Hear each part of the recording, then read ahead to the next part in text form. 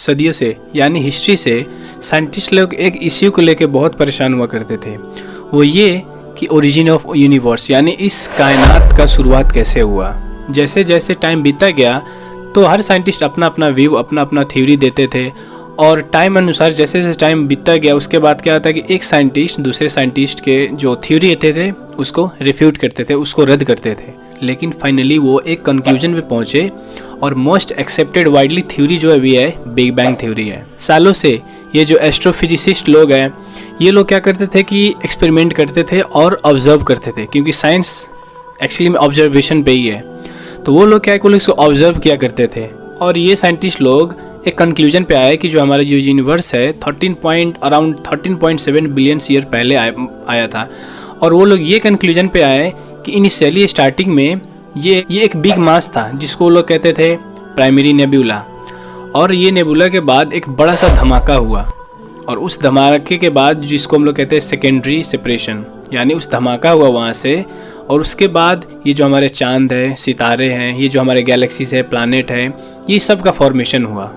और जब ये धमाका हुआ, एक्सप्लोजन हुआ, तो साइंस ये कहता है कि एक्सपांसन यानी जितने भी चीज़ निकले वहाँ से फॉर्मेशन हुए वो एक दूसरे से अलग होते गए, सेपरेट होते गए, एक्सपांशन होते गया वहाँ से। और लॉजिकली अगर हम लोग सोचेंगे जब कोई भी कहीं पे एक्सप्लोजन होता है, धमाका होता है, तो हमेशा वो नुकसानदेह ही होता है, वो डिस्ट्रक्टिव के फेज में ही ले जाता है आपको। अगर नुकसानदेह ना हो, अगर डेंजरस ना हो, तो उसके लिए क्या होना चाहिए, एक कंट्रोल इन्वायरमेंट में होना चाहिए वो धमाका।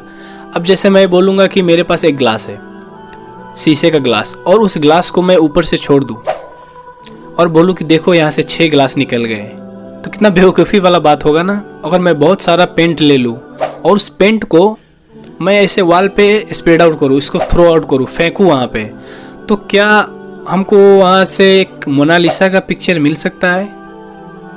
Absolutely not.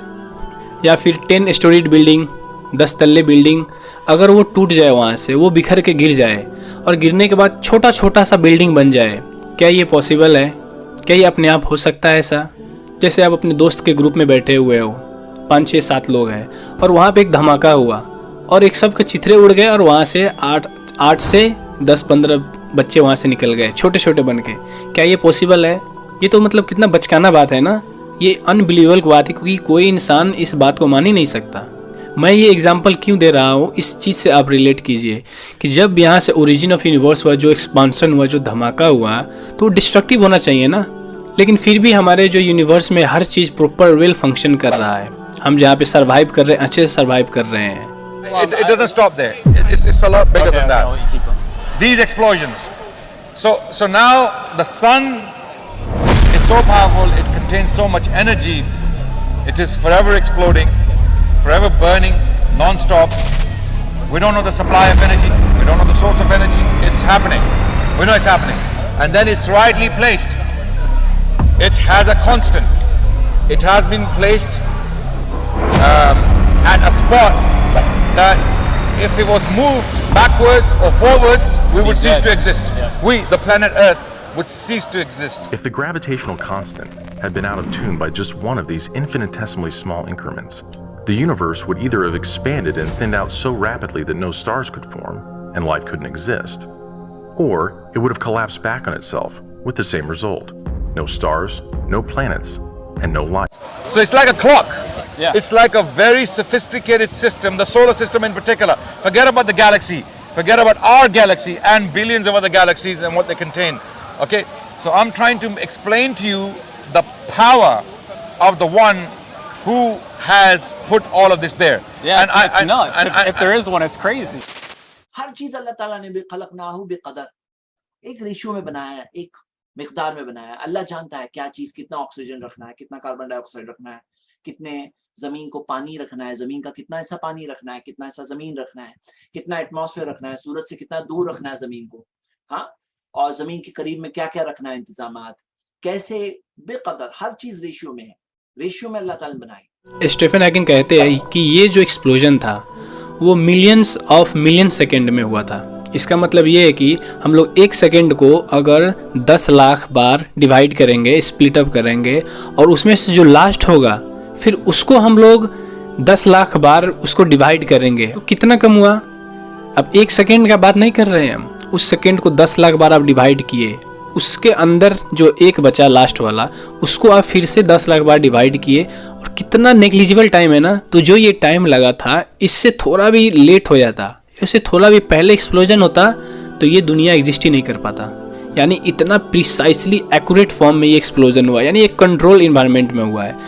तो इससे हम लोग क्या ये नहीं सोच सकते कि ये किया किसने, क्योंकि किसी न किसी ने बाई चांस तो होना इम्पॉसिबल है, क्योंकि इतना प्रिसाइज टाइम पे ये एक्सप्लोड हुआ है। यानी ये यूनिवर्स फाइन ट्यून्ड है, मतलब कि बैलेंस में है, क्योंकि जिस रेट से ये एक्सपांड हुआ, अगर ये लिमिट क्रॉस कर जाता थोड़ा या ज़्यादा, तो ये एग्जिस्टेंस हो ही नहीं सकता था। अगर रेट ऑफ एक्सपांशन थोड़ा सा इससे कम हो जाता, तो ये जो हमारा ग्रेविटी है ना, ये क्या कॉज करता, इसके इफेक्ट से पूरा कोलैप्स हो जाता, स्क्वीज हो जाता जो हमारा ये यूनिवर्स, जिसको हम लोग कहते हैं बिग क्रंच, यानी end of the universe.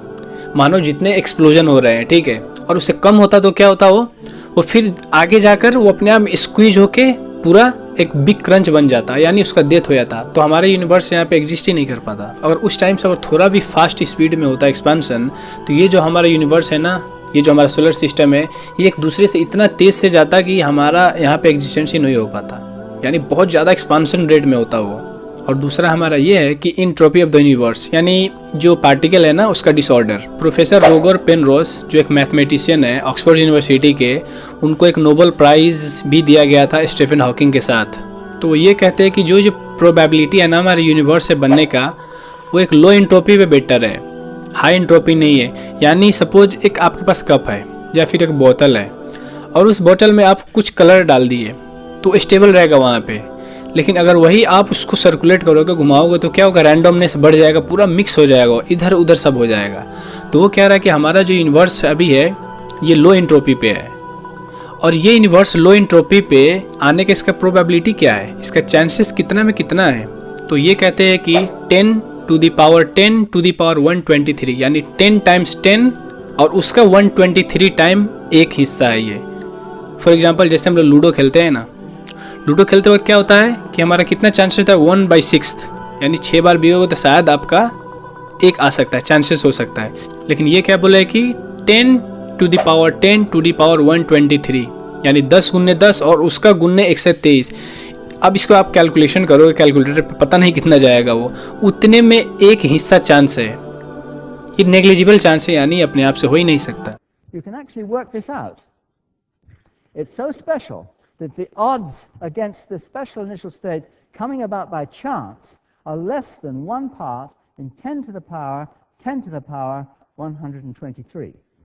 So if you try to write this out 1 0 0 0 0 0 with this number of zeros, you'd try to put 1 0 on every particle in the observable universe, you'd be way short.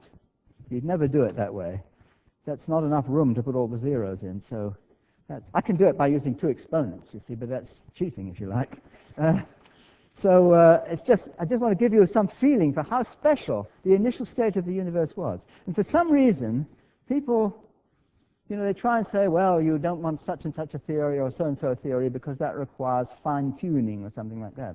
Well, there's got to be fine-tuning. This is fine-tuning. This is incredible precision in the organization of the initial universe. जैसे कि मैंने example दिया था Mona Lisa painting का, आप बहुत सारे colour लो और उस कलर को वॉल पे फेंक दो, तो कितने चांसेस है, आप कितने बार ये कोशिश करते रहोगे कि फाइनली एक बार आपको मोनालिसा जैसा इतना कॉम्प्लिकेटेड पिक्चर मिल जाएगा। इम्पॉसिबल, लगभग नेग्लिजिबल, ये सोच ही नहीं सकते हम लोग। तो यही आप इक्विवेलेंट इसी बात को यहाँ पे आप कंपेयर करो कि हमारा यूनिवर्स कितना कंट्रोल इन्वायरमेंट में, कितना टाइम और एक्यूरेसी के साथ बना है। और 1920 में अलेक्जेंडर फ्रीडमैन और जॉर्ज लीमाट्रे, ये जो 2 साइंटिस्ट हैं जिन्होंने बिग बैंग थ्योरी को प्रपोज किए थे, और इन दोनों साइंटिस्ट ने आइंस्टाइन थ्योरी ऑफ रिलेटिविटी के जो उसका थ्योरी है उसके हेल्प से तो ये प्रूव किए कि ये जो हमारा यूनिवर्स है ये एक्सपांड हो ही रहा है। जब 13.7 बिलियन साल पहले जो एक्सपांसन हुआ था, यानी चांद सितारे जो अलग अलग हो रहे थे, यूनिवर्स भी आज भी वहाँ पे एक्सपांसन हो रहा है। 13.7 बिलियन ईयर पहले जो एक्सपांसन हुआ था, वो एक्सपेंशन आज भी कहीं ना कहीं हो ही रहा है। वो यानी बढ़ते ये हमारा यूनिवर्स है वो एक्सपांड होते जा रहा है आज भी।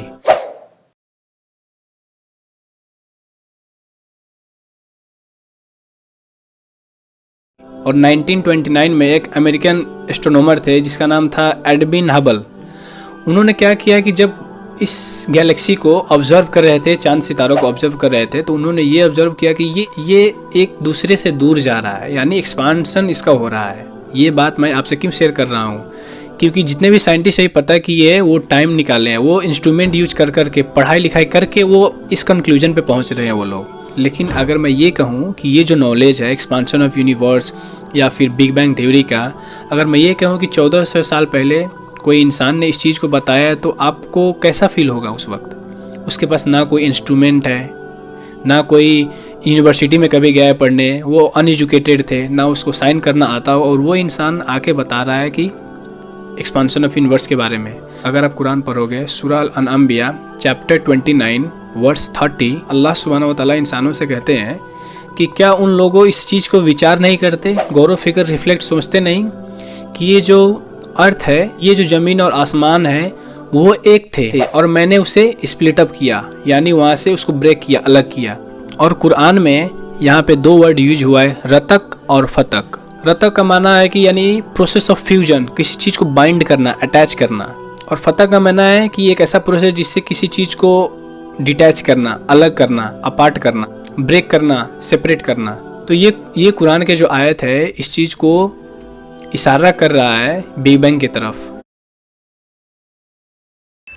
Instead of saying that I believe them, we have overwhelming evidence that the universe was once very small and very hot. That much is absolutely true.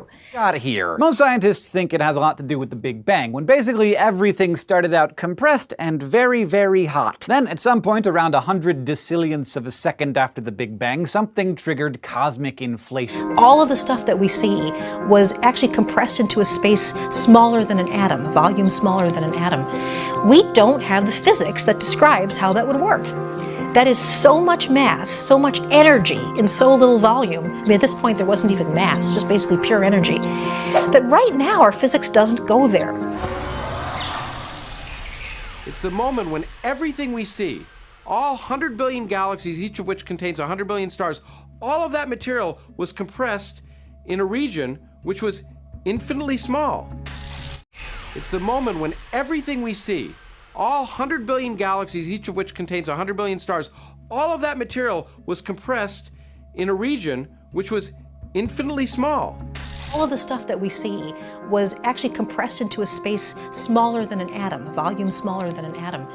We don't have the physics that describes how that would work. Big Bang even explode? When you hear the term bang, you think of a noise, but you have to realize that it's sound waves propagating through air. So after the Big Bang, there's no air. There was no air, there's no way to hear anything. So in that sense, it was silent. One of the things that's really very striking about the universe when you simply take a telescope and start looking in different directions is that it, roughly speaking, looks the same in all directions. Homogeneous. When we say the universe is homogeneous, it means it's almost exactly the same on very large scales with very, very little differences. It's perfectly smooth. The Big Bang was not an explosion like a grenade or a bomb or dynamite where there is material rushing out from a common center. Now, when you hear the term Big Bang, that implies an explosion. And we all know how explosions work from our experience. Things actually fly out from a common center. And one of the things is that scientists really don't like describing the Big Bang as an explosion at all.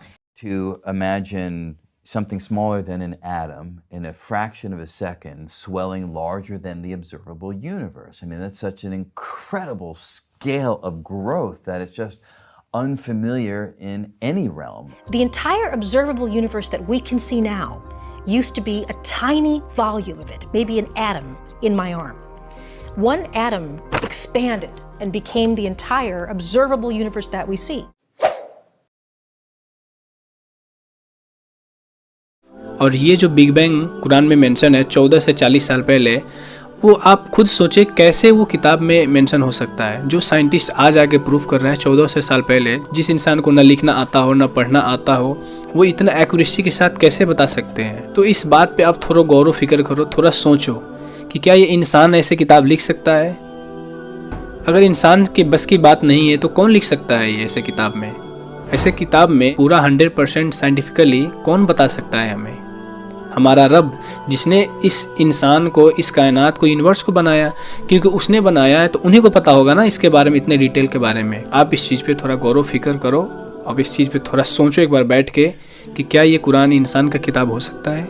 Doctor फ्रोनर ये एक world के बहुत बड़े एक geologist थे और geology department के वो एक चेयरमैन थे जियो साइंस इंस्टीट्यूट के, जोहान्स ग्यूटेनबर्ग यूनिवर्सिटी जर्मनी में।